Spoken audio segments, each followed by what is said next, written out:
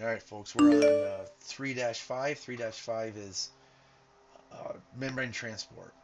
And membrane transport is going to follow you throughout your AMP1 and AMP2 courses. So you need to master this and you need to keep up with it too. Even when you get into AMP2, this is going to come back to haunt you in the nervous system chapter. All right, so the plasma membrane is a phospholipid bilayer. You guys know that. The thing about the plasma membrane is that it's semi-permeable. It lets some things cross and not everything. So some things can cross and some things can't. So it's semi-permeable. Sometimes we say it's selectively permeable, and you can use those words interchangeably. So there's no one word's not better than the other, or one phrase is not better than the other. Semi or selectively permeable. For the selectively permeable membranes, nutrients have to get in and waste products have to get out. So that's the membrane for you. Now, how things cross the membrane, they come in two main flavors of how they cross the membrane. They cross the membrane passively, which means it doesn't require any cellular ATP, and they cross the membrane actively, which means requires cellular ATP.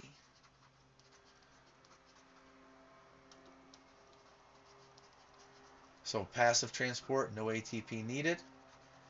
Active transport, ATP is needed. Now, diffusion is a type of passive transport. And what happens is diffusion is the movement of molecules or a substance from high concentration to low concentration.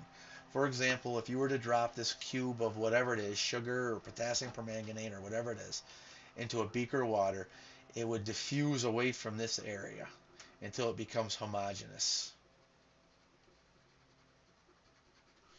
Now you have a homogeneous solution. So this is diffusion. Diffusion is driven by the fact that all of these molecules are vibrating and bouncing off of each other.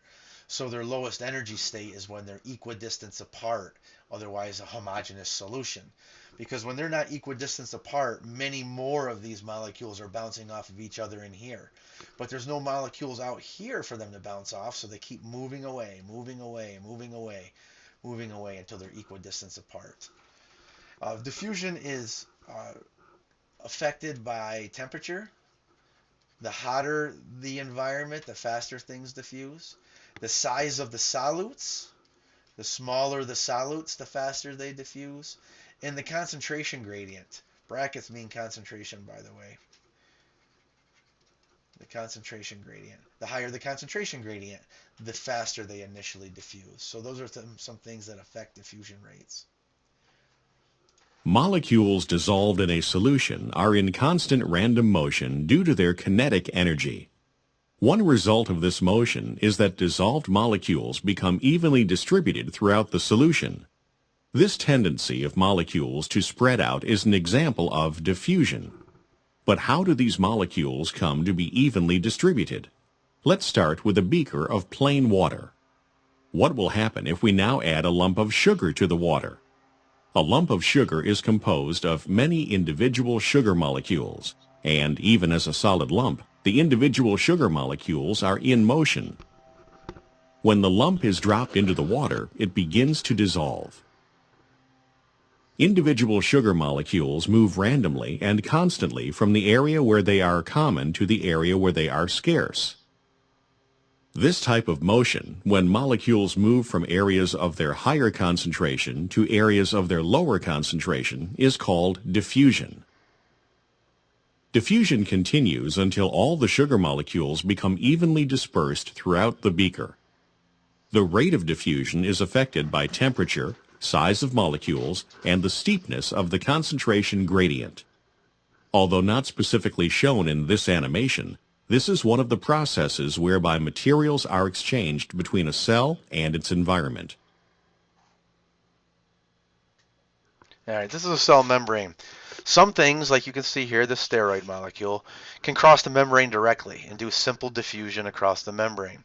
But what can cross the membrane are gases. They do simple diffusion across the membrane. And lipid-soluble, lipophilic substances. Lipophilic can also be called hydrophobic. These can cross the membrane relatively easily and directly. They don't have to go through any special pore. And they have to be small as well. Because if it's lipophilic and it's large, it still can't cross the membrane. So they got to be small. They got to be lipophilic or oh, by the way, lipophilic is hydrophobic. Sorry about that. Lipophilic is the same thing as hydrophobic, not hydrophilic. Hydrophobic. So gases cross readily, and they are small. Lipophilic substances, if they're small enough, cross readily. Everything else has to go through, if it does diffuse, has to go through a pore, a protein pore in the membrane. And these protein pores can be very specific, or they can be more generalized. And we'll talk about ones that are extremely specific, only let one type of molecule through. And the ones that are more generalized, they let several types of molecules through, depending on size or charge or something like that. So we do have some simple diffusion across the membrane, and then we have diffusion through these protein pores. Diffusion through these protein pores, like you see here, is called facilitated diffusion. So you have simple diffusion, like you see here, simple, and you have facilitated diffusion, like you see here, facilitated. The protein is the facilitator. All right, so that's diffusion across the membrane, simple diffusion and facilitated diffusion across the membrane. Now we have tonicity conditions, or tonicity gradients, if you will. And tonicity is always talking about the solute. So remember what a solution is. A solution is composed of the solvent, which in biology is always water, and it's composed of the solute, which is whatever is dissolved in the water. That's the solution, the solvent and the solute. When you talk about tonicity, you're talking about the relative amount of solute. And depending on whether you're isotonic, meaning equal tonicity across the membrane, or hyper or hypotonic, you set up gradients that have an osmotic effect on water. So when we say an osmotic effect, that's going to affect how water moves, because osmosis is the diffusion of water. Now, I haven't explained how that works yet, but I'm about to. All right, so if something is isotonic, that means it has the equal concentrations of solute on both sides of the membrane.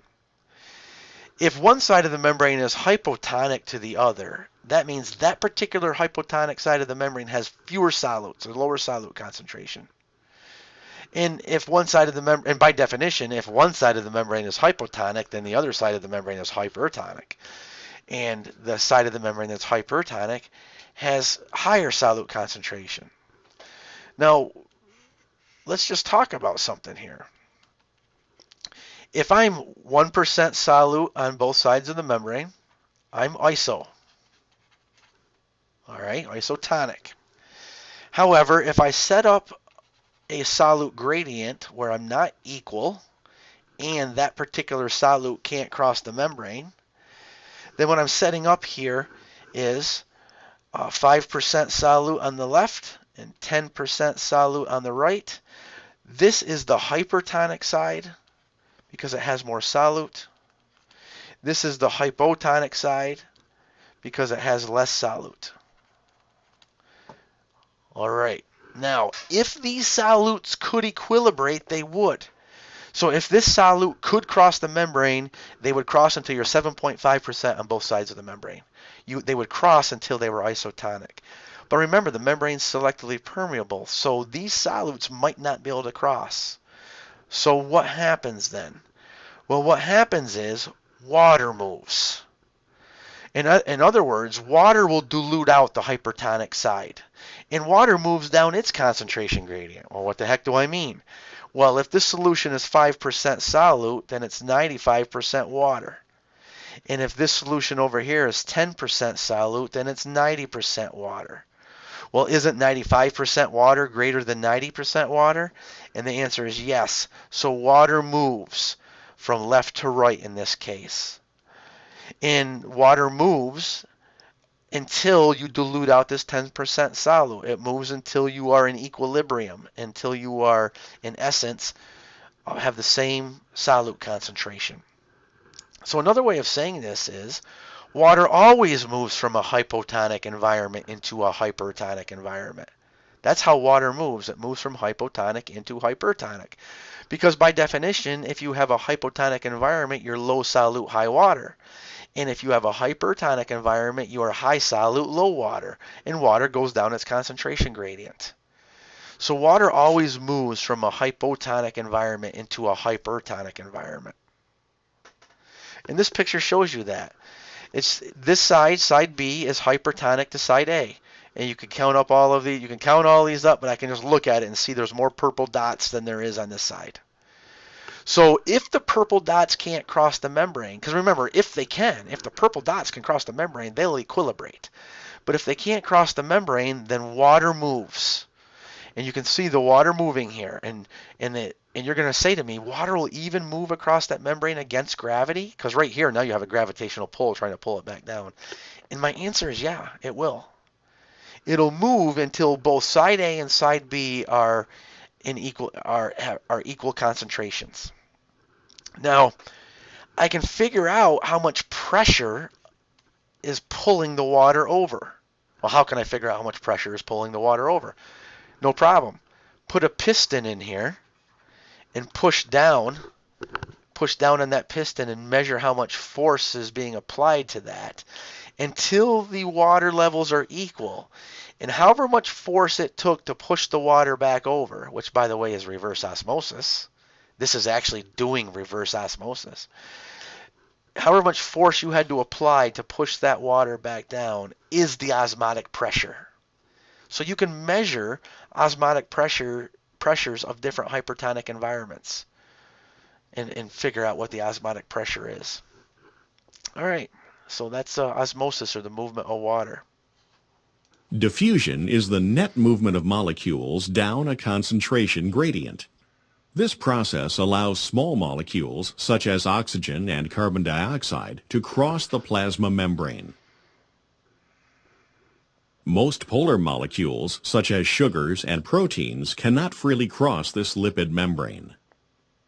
Although water molecules are polar, they are small enough to pass through the membrane freely. This special case of diffusion that involves the movement of water molecules across a membrane is called osmosis. If a molecule, such as urea, is added to one side of a membrane, it will not be able to diffuse across the membrane because it is both large and polar. Because of its polar nature, it will interact with other polar molecules such as the water. This interaction reduces the number of free water molecules on the right-hand side. With fewer free water molecules on the right-hand side, there is now a net movement of water molecules down their concentration gradient to the side with the urea molecules. Because more water molecules are moving into this area than are leaving, the water level on the right side will rise. If the osmotic concentrations of two solutions are equal, the solutions are isotonic. However, when the solutions have unequal osmotic concentrations, the solution with the higher concentration of solutes is hypertonic, and the solution with the lower concentration of solutes is hypotonic. Okay, so it explains osmosis explained again. So what does this mean to anatomy and physiology? Well, what it means is you have cells, like a red blood cell you see here, and you have the extracellular fluid like blood plasma or interstitial fluid. I mean, it's just extracellular fluid. And unless you don't, I mean, these you want the cell to be normal size, normal shape. So you don't want it to gain too much water, and you don't want it to lose too much water. So in other words, the cell should be isotonic to the extracellular fluid. Because if it's isotonic, then it won't gain too much water or lose too much water. Now, this is usually the case. However, there are instances, some disease states and other instances, where maybe the cell is put into a hypotonic environment. So now this is a hypotonic environment out here, which has very few solutes, but a lot of water. And the cell is still its same tonicity, 0.9%. By the way, human cells are about 0.9% sodium chloride, just so you know. And let's say this out here is 0.1%. I'm just giving it a number, but I'm making it hypotonic. Well, if the cell's 0.9% sodium chloride, then that means it's 99 it is 99.1% water. 99.1% water and 0.9% sodium chloride. And if the outside is 0.1% sodium chloride, then it's 99.9% water. Well, 99.9 is greater than 99.1. So water goes from the hypotonic environment into the hypertonic environment, like it always does. Water always travels from a hypotonic environment into a hypertonic environment. Well, this will swell the cell. It could even swell it so much that it hemolyzes, and that's what we call the bursting of a red blood cell. A bursting of any cell is called lysis. But if it's the bursting of a red blood cell, it's called hemolysis or hemolysis. And you wouldn't want that to happen to your red blood cells. Now you don't have any cells left to carry oxygen. So you could have a red blood cell that goes through hemolysis if it absorbs too much water. On the flip side of that coin, the cell could be placed into a hypertonic solution. So this could be now 2% salt. In the inside of the cell is 0.9% salt, like it always is. Well, that makes this hyper out here, and it makes the cell hypo. And water rushes out of the cell. And when it does that, the cell crenates, that word right there. It shrivels up, in other words. Water always travels from a hypotonic environment into a hypertonic environment. So when water is rushing out of the red blood cell, it crenates. And you can see the crenated red blood cells right there. So this becomes very important for healthcare workers to hang the right IVs. You wouldn't want to hang an IV that was too hypotonic. Now, I have to tell you that sometimes there's cases where you do want to hang a slightly hypotonic IV. That there are instances when you want to do that to help treat certain conditions. But you don't want to hang pure water that's too hypotonic. That'll burst your cells. So you've got to be aware of the fact that when you're hanging IVs, that you want to hang isotonic IV solutions and sometimes slightly hypotonic, but you want to make sure that they're not too far from isotonicity. That's it, folks, for this mini lecture.